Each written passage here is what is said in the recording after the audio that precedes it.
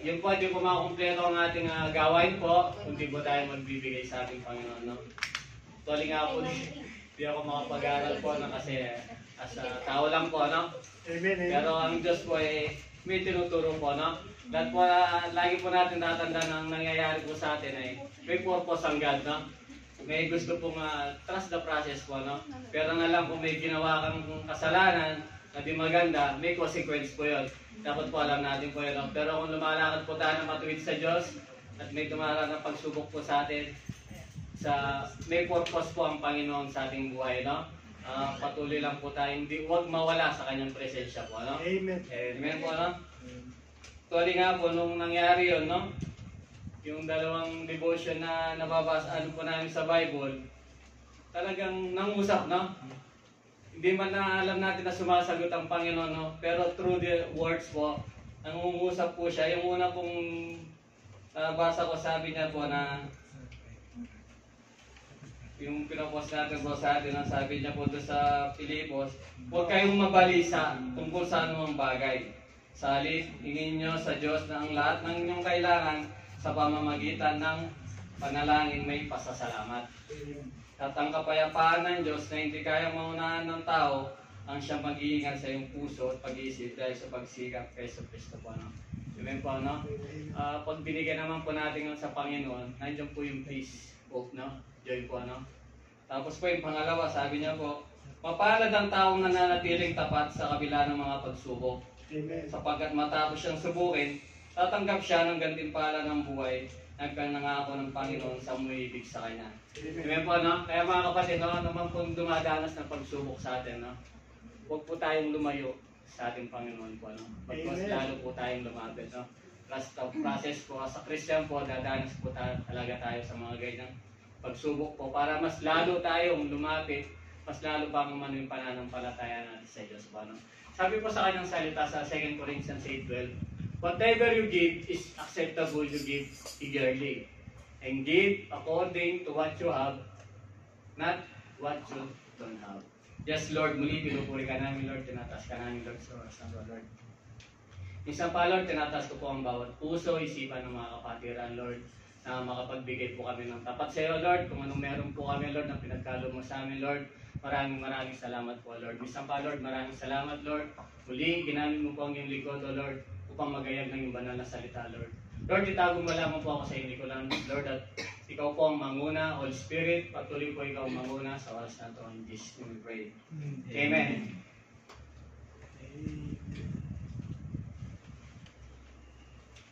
Yun nga po, ang sabi ko sa Tagalog, ano mang ibigay mo, ay katanggap-tanggap, ibibigay mo ito ng buong pananapit. At ibigay mo ngayon sa kung anong meron ka, hindi kung anong wala ka. Amen po, no? Yung po, lagi ko nga po sinasabi rito, no? Pasensya na po kayo na ang pagbibigay po natin sa Panginoon ay laging, kumbaga, ino-honor natin ang ating Panginoon po, no? Tapos binavalue po natin ang relasyon natin sa Panginoon. Di ba, mahal po ba natin ang Panginoon? Amen. Amen. Di ba po, sabi ng salita ni Pastor kanina, if you love me, obey my commandment. Amen po ba? At itong pagbibigay po natin to sa Panginoon ay ang atin ang pagsunod naman po sa ating Panginoon po, no? Na lagi po natin tatandaan na naman kung meron tayo ngayon, resources po, ay galing lahat po sa ating Panginoon, no? Marapat lamang po na ibigay po natin kung ano yung nararapat sa Panginoon po, no?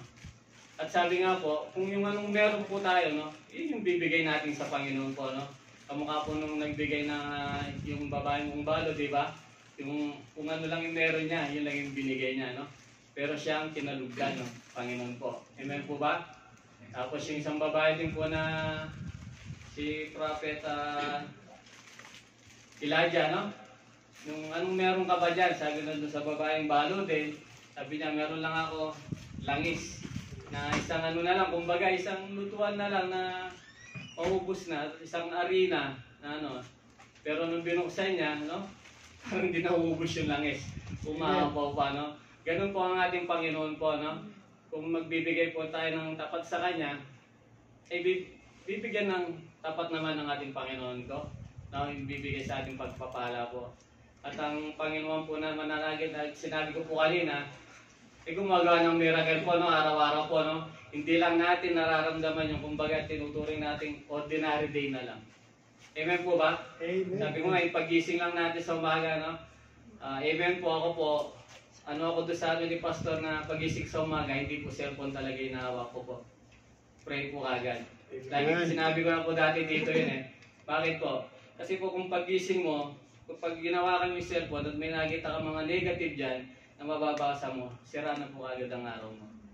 Pero yung pagising mo, pray ka muna, yan may cellphone dyan, pray ka muna, salamat ka sa Panginoon sa panabagong umaga, diba, you will, Lord, sa araw na to, no? Strength gano'n, saka tignan yung cellphone. May makita ka man dyan, hindi ka maapektuhan kapatid, napaka-positive po ng gano'n na ano po. Kaya unahin po natin laging mag-pray po, no? Yan po ang ating Panginoon, no? Sabi ko nga, laging gumagawa ng miracle sa buhay natin. Yung pagising lang, isang miracle na po yun, no? Yung pinag-pray mo nga dati, yung tayo nag-abroad dito, di ba? Pinag-pray natin kay Lord dyan, na Lord, sana makapagpunta po ako sa Saudi, Lord. Kaya makatulong po ako sa ano.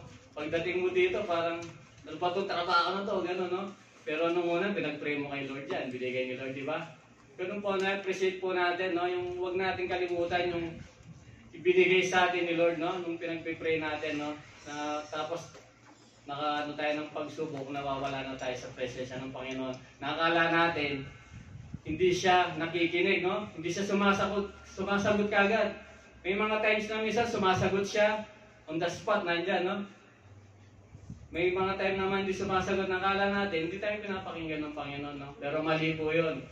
Lahat po ng mga anak ng Diyos, ang Panginoon po, pag dumadanas tayo, laging nasa tabi po natin. Amen. Ang gusto niya po, huwag tayong mawala sa presensya niya, lagi lang po natin sa Kanya, no? Tapos sabi, ibigay po natin kung ano yung meron lang po tayo sa ating Panginoon po, nang may kagalakan po, no? Kung ano man po nakalakip, no? Sa pagbibigay po natin niya, ano man pong sitwasyon, no? Pinakalagay sa mga offering natin na yan, with faith po, nagagalak po ang ating Panginoon. Sabi ng Panginoon, ang pagbibigay sa gawain sa Panginoon ay may kalakip na pagpapala po. Amen. Amen po. Magbigay na po tayo sa ating Panginoon.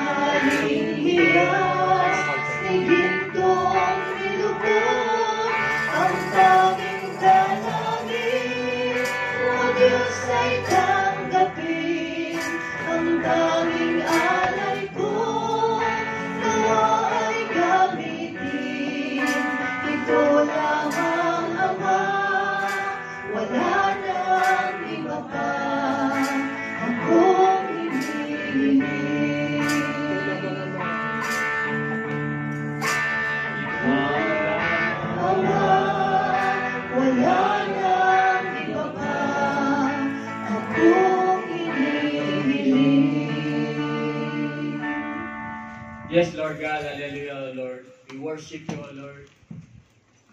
Lord, isang pa, Lord, tinataas po namin sa iyo, Lord, ang mga kaloob na to, Lord. Lord, salamat sa mga kaloob na to, Lord. Patuloy mo, Lord, pagpalain ang buhay ng bawat mga kapatiran mo, Lord God. Lord, nakikita mo po ang bawat dalayan ng mga kapatid, O Lord. Lord, patuloy, Lord, na linisin mo, Lord, ang mga bawat puso po namin, O Lord. Patuloy po ikaw ang mamuhay, O Lord. Lord, patuloy, Lord, lahat ng mga panalangin namin, Lord, patuloy namin itinataas sa iyo, Lord. Isang pa, Lord, ang mga kaloob na to, Lord, ay magamit lamang po, O Lord, sa iyong kalalawak, O Lord, ng iyong gawain, O Lord. Minsan pa, Lord, tinataas po namin sa iyo ang bawat kumpanya namin pinagtatrabahuan, O Lord. Lord, patuloy mo po itong pagpalain, O Lord, at ito'y maging daluyan ng pagpapala sa amin, O Lord. Maraming salamat po, O Lord. In Jesus' name we pray. Amen. Amen.